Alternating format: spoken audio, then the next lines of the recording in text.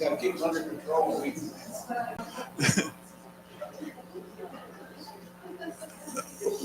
Well, good afternoon, everybody.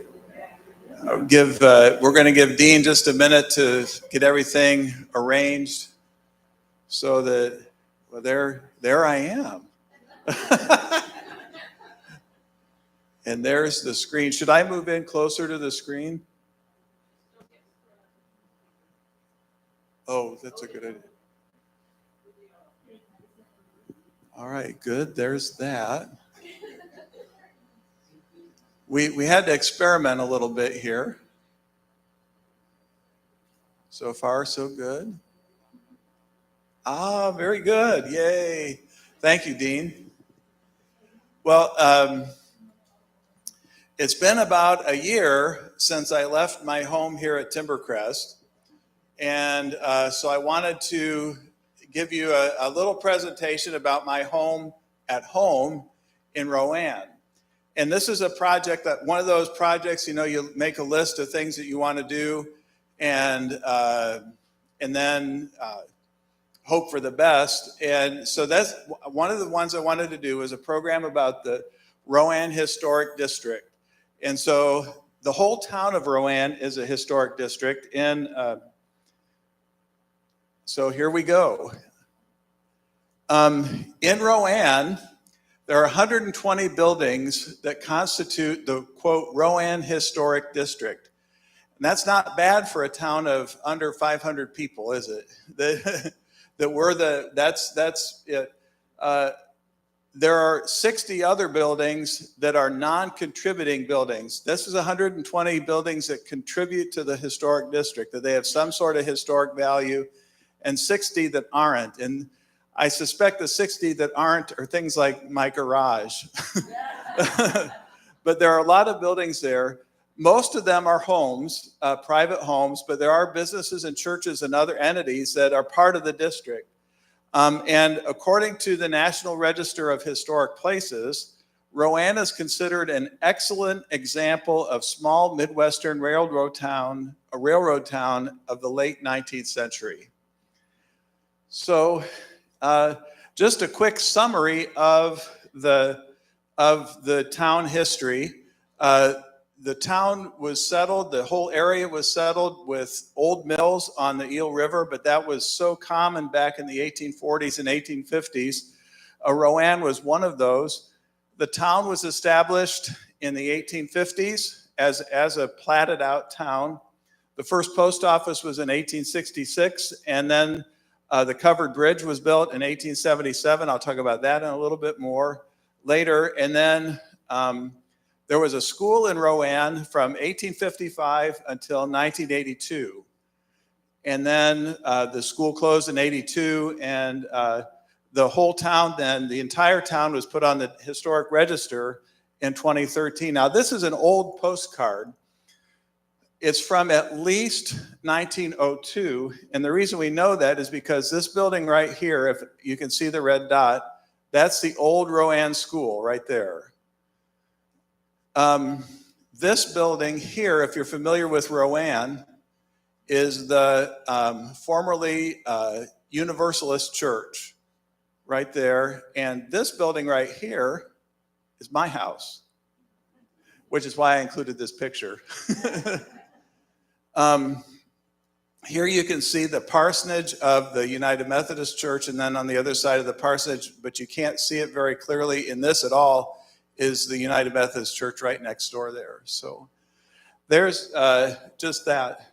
Another bustling picture of old downtown Rowan. This building here is, now it's an antique store. It's been several things, but this is the oldest commercial building in Rowan. It has been a number of things.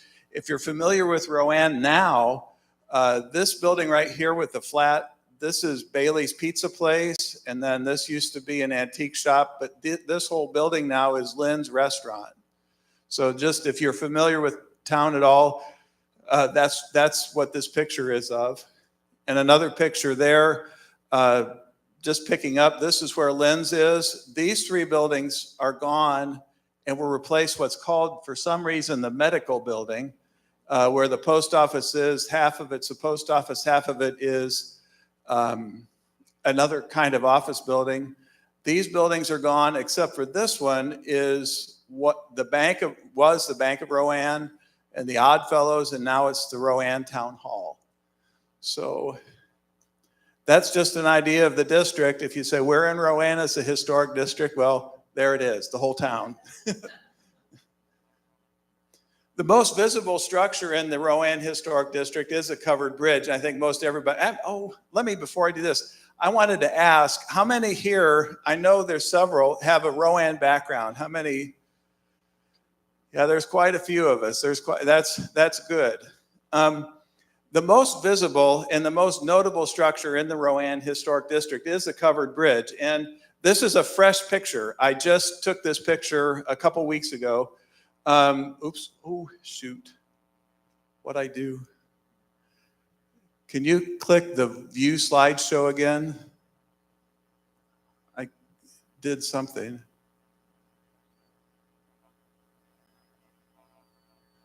There we are. Thank you. I just took this picture, and they were painting it. They were repainting it. That's why the sign's missing here. And I asked the guy, this guy is the project director of the painting bridge. I said, what's this for? And I thought it was to prevent paint flecks and that sort of thing from falling in the river. He said, well, it does that, but that little thing there is to prevent the painters from falling into the river.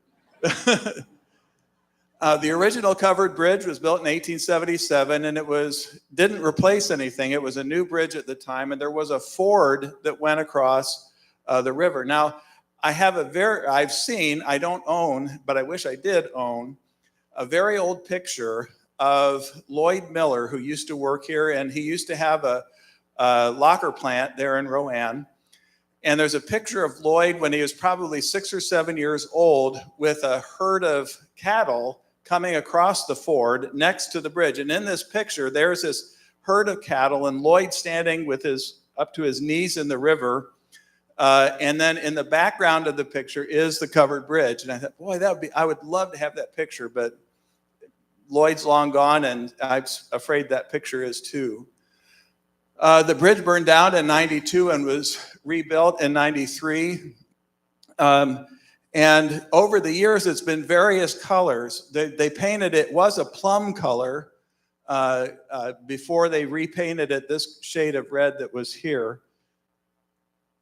Here's a couple pictures. That upper left or upper right picture is, I guess it's upper left for you, sorry, is the covered bridge when it was white. Obviously, the picture at the bottom there is the bridge burning down. This picture of the construction of the bridge, the north half of the bridge was basically taken by the fire. The southern half of the bridge, or just a little under half of the bridge, was pretty well unscathed by the fire, but the north half was entirely replaced. And when you go through the bridge now, if you ever get a chance to drive through the bridge, stop and get out of your car and look, you can still see charring on these supports on this side of the bridge, and on some of the roof trusses, you can still see some of the charring. You won't see that so much on this end at all. But it was a real jarring thing for the community to have that happen. But it's been restored, and people really enjoy the bridge. This is a view pre-painting, and this is pre-plum also, view of the bridge. That's the south side, and the only open window on a visible level there on the side. I couldn't find another picture that I wanted, but this one is just, there are all kinds of events that happen on the covered bridge. There's weddings, there's dinners, there's breakfast on the bridge twice a year. This is a gathering that one of the churches in town had, a harvest festival, they called it. So, like I said, the bridge is used for all kinds of things. They re-roofed the bridge a year ago, and so I thought this was kind of neat to get a picture of the bridge with no roof on it, just the lath work for the shakes, and they replaced the shake roof with a metal roof rather than wooden shakes. And when they did that, there were, and there still are, wooden shakes everywhere. They're just all over the place. But a metal roof qualifies for a historic structure, and so they replace it. It'll last a lot longer. They won't have to do the repairs that they used to do. And then, of course, these lovebirds found their way to the bridge as well. The second most visible and second most public structure in Rowan is the Stockdale Mill. And it was built in the 1850s on the Eel River. It was a replacement mill all along the Eel River. And a lot of you are aware that there were dams that stopped the water at Collimer, at Liberty Mills, at Rowan, all down the Eel River for these mills.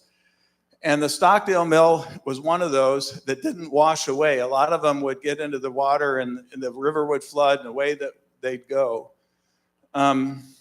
This is a turbine mill, and some of you are familiar, but some are not. The river actually goes into, the dam is here. I've got a better picture of the dam in a second.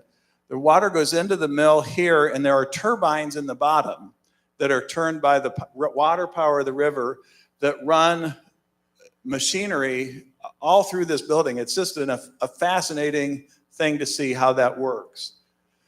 The mill provided flour.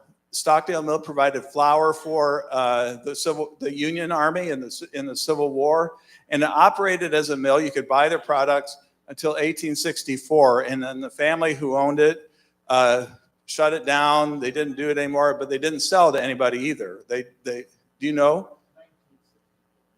Did I say, I've got the date right, but 1964, sorry. The family that owned the mill then sold it in 2002 to the Stockdale Mill Foundation. The mill is on the National Register, but the mill, I put it in here because it was interesting, but is not part of the historic district because it's a mile west of town. At the mill, one of the ways that they were able to keep the dam, and that is they installed what's called a fish ladder. The fish ladder, this is an enlarged view of it. The fish go in here, and then they kind of make their way up through the water up here, past the dam, and they're able to keep going up or downstream, whichever direction they're going.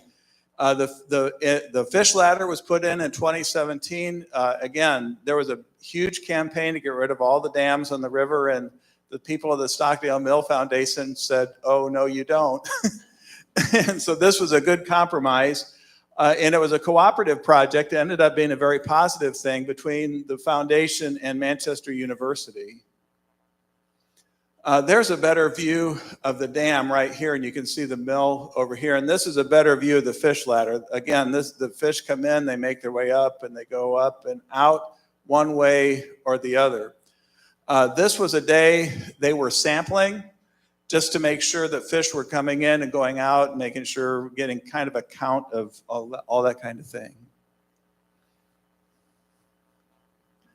This is a group from Timbercrest at the mill several years ago, and let's see if you can recognize anybody. There's Ann Rarig and Mary Miller, Art Hun, and I want to say that's Bonnie D. and Rosetta Fry, and then these two, I forget who those people are. Down here on the bottom is Kent Coble and me. Then there's Jim and Doris Carpenter, Ruth Ann Ruth Ann Angle, Shirley Rogers, Arlene Deerdorf, Bud Tully, I think that's Gary Heisler, Vicki and Elmer Comstock, Roland and Bonnie Harley, and then Mary Catherine Urig. So we went through the mill several years ago that way. So I thought that was a fun picture to share. Yeah, I didn't look at I wrote the names, but I didn't just now. I tried to remember. This is the second Rowan school, and it's the typical style of that period for many schools. Many public schools were built this way, kind of an academy-style building. The first school built in 1885 burned down, so this was built in 1889. This is the second school, and that served the community until 1941. The new school that's not there anymore was built in 1941 by the Works Project Administration and served the community till 1982. They were 12 grades from 41 to 62, and then the consolidation happened to bring Rowan into Metro School District, and so then it was elementary school only from 62 to 82. And that's another view of the old building. There are apartments sitting where that building used to be, and that's the old building before they tore it down. Anybody go to the 1941 building? Anybody that's here?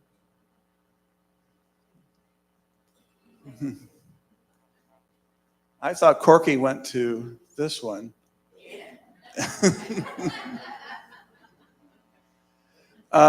These are just a couple of souvenirs from Rowan High School when it was consolidated, a letter jacket. And this actually wasn't a banner per se.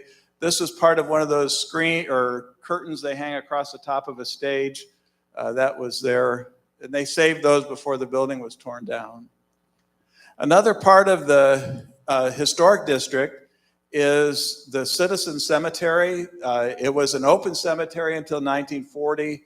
So for about 100 years, it was there. And this is the cemetery, if you go to the covered bridge, that's right beside the bridge. When it says it's closed, what that means is that you can't be buried there anymore. There's no new graves that go in there. The Thomas Lewis House is my personal favorite structure in the historic district. It's a Queen Anne home built in 1903. It was completely restored in 2 years, and it was an ugly, ugly house for a long time.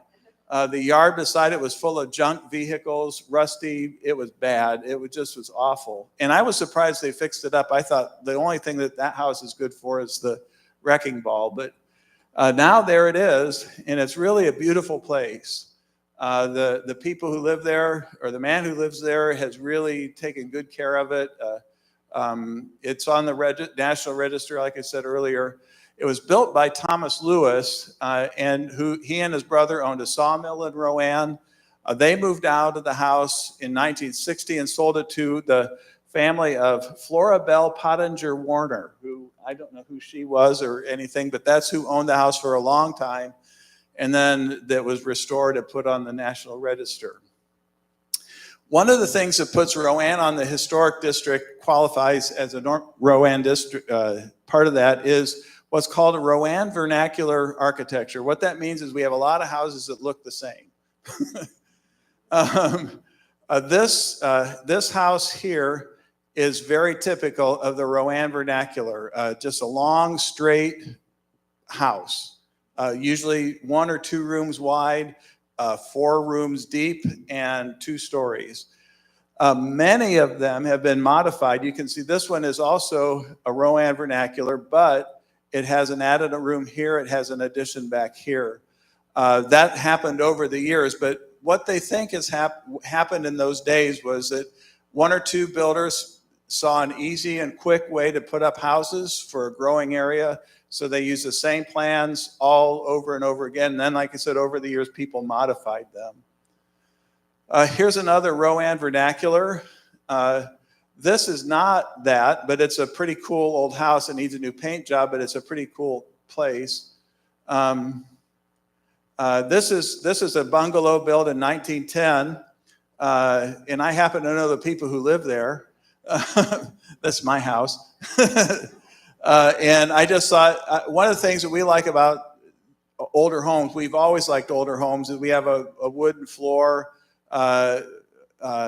nice woodwork inside, the rounded archways rather than some of the modern features that newer homes have. Another building on the tour of historic Rowan is the former Church of the Brethren building. The Brethren came to Rowan in 1835, and they had a meeting house on the north side of the Eel River. The Presbyterians built this building in 1884, and the Brethren bought the building from the Presbyterians, who evidently were gone by then, in 1921. And then they put on a couple of additions. The building had a bell tower until 1966. Does anybody remember the bell tower? Good. I'm passing. Maury Musselman was going to ask me or try to keep me flying straight on this. And then the church built a new building in 1989. There's a picture with the bell tower right there. And the church became Walk by Faith Community Church and left the Church of the Brethren in 2014. This is kind of the front view of the church, and then this is a long view. And it is the largest church in Rowan still to this day. Historically speaking, the Rowan United Methodist Church is a far more attractive building in my view. It was built in 1898. It replaced a smaller Methodist church building that was on the same property. An education wing was added in the mid-60s. I just threw this in because it's been in the news a lot lately. This church has remained in the United Methodist Church, but a lot of country Methodist churches have left. So I just thought that was a point of interest. It really has nothing to do with the program. This is a view of the interior of the United Methodist Church at Christmas time. They have a pipe organ in there, which is really something to see and to hear. They play it really well. And then I like this picture. I took this picture of the steeple on one of my morning walks around the neighborhood. I just live a block from the United Methodist Church to the west. Another view of the interior, and I really like the Good Shepherd window. This is actually taken from the outside. Again, it was an evening walk I was on, and they had a light on it, and I just thought it was pretty. So you get to see it too. This is the Christian church. It was built in 1961. There was an older Christian church on the same property that this building replaced. The Christian church began in 1875 in the Universalist church building. I don't know what the Universalists did, but the Christians were meeting there at the same time. They built the building that they built that replaced this one was built in 1883, and then they put this one up in 61. I thought for sure I took a picture of the Rowan Brethren Church, but apparently if I did, I can't find it. So this is from the internet. It's a historic picture of the Rowan Ashland Brethren Church. It was built in 1891 as a merger of two Brethren congregations. And then they added on over on this side of the building a Christian education wing. But as I said, I'm sorry I thought for sure I took a picture of that, but I couldn't find it anyplace. This is the old Universalist church, and this is right across the street from my house. It is used as a storage building right now, but in 1875 when it was built, the Universalists used it, and then, like I said, it became the home of the Christian church until they built their own building. For the academy-style building, this building served as a gymnasium, and we've had two people who lived at Timbercrest in the past who used that building, played basketball in this building. I don't know how many of you would remember Carl Pence and Dale Kinsey. Both of them, when they were in school at the old Rowan school, they played basketball in here, and they said it was one of those, it's not a full court, so they had two center lines. So if you were going one direction, the center line was here. If you were going the other direction, the center line was there. But and people used to watch the games by standing on the ledge here and hanging in the window. So like I said, just the good old days. This is just I don't know what you call it when it's up there, just the cornerstone. It says at Universalist Church, 1875. The library is another really gem for Rowan. For a town like ours to have this beautiful and wonderful of a library is really something. It was built by the Carnegies, with Carnegie money, I should say, in 1916. It was nearly doubled in size in 2002. You can see here is the end of the original building, and this entire part here is an addition that goes all the way across the back. That addition has enabled them to have an elevator. There's an Indiana history room. There's a very nice meeting room. There's some stuff like that in the library. So it's really been a nice asset to the community. And it's a very active little library. You know, you might think, well, a town of 500 people, you know, what kind of business does the library do? But there's stuff going on there all the time. This little gas station is right next to the library, and it's long time been out of service. But it is a good example of gas stations, service stations of the time period. There's no tanks or anything there.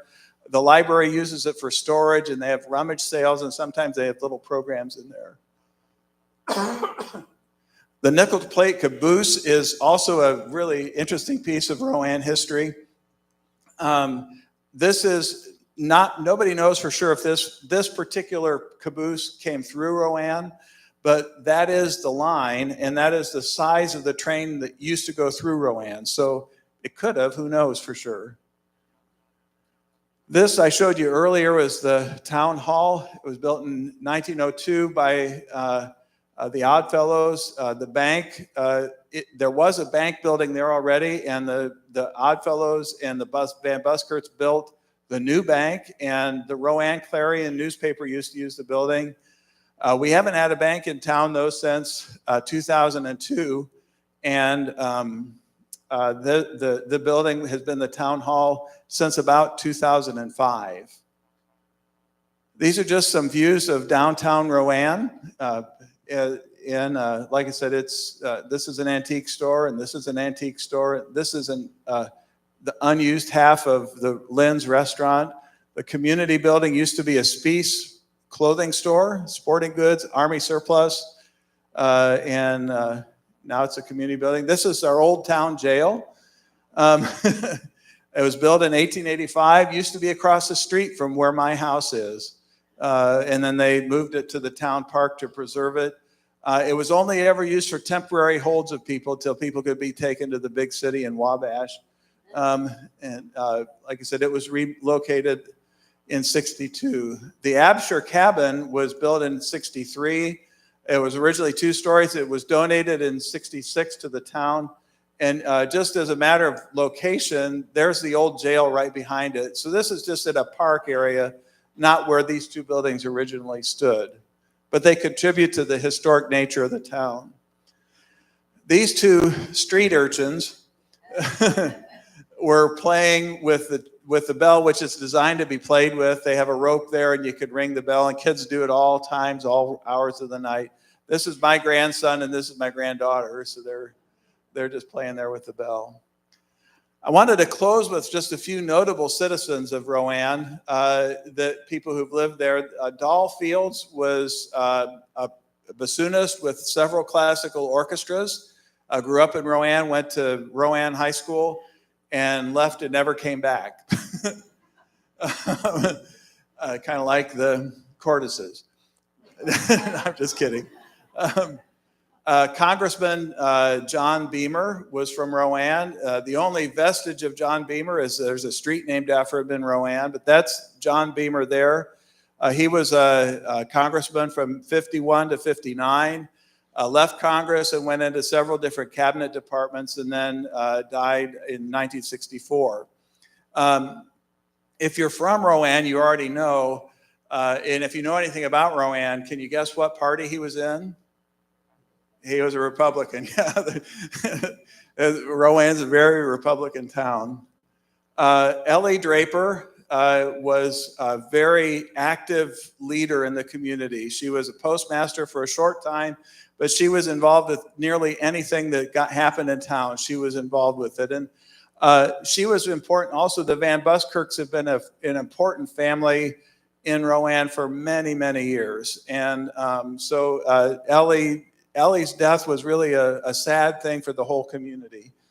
And then finally, Ken Grandstaff was of note also. He was a funeral director, but also, just like Ellie Draper, just one of those people that kept the town going. He was just a really, really solid man.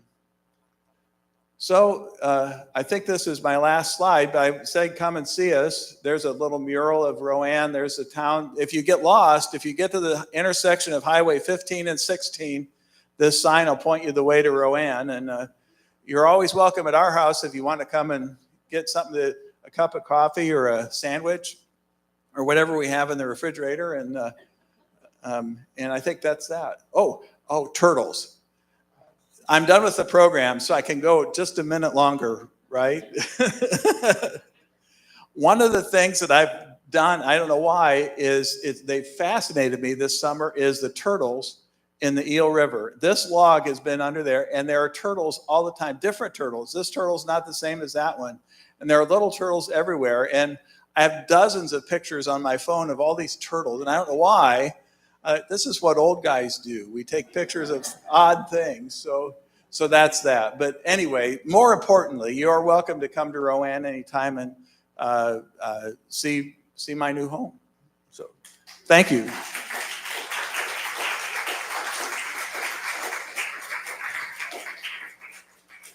Any questions at all, Ann? No, my church is down by the Mississinawa Reservoir, which is about 20 minutes south. Well,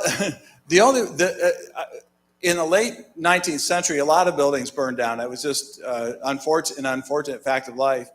The bridge burned down by arson. And when it was rebuilt, they put in a sprinkler system. So hopefully it won't happen again. I saw a hand over here. Tom? There are two stories. The one seems more plausible to me, is it's named for a city in France, Rouen, France. There is another, not necessarily believable story, how a young girl was being chased and she was in a canoe on the river and her father was on the other side and he kept saying, "Row, Anne, row, Anne." And I tend to think the town in France is more likely the real name.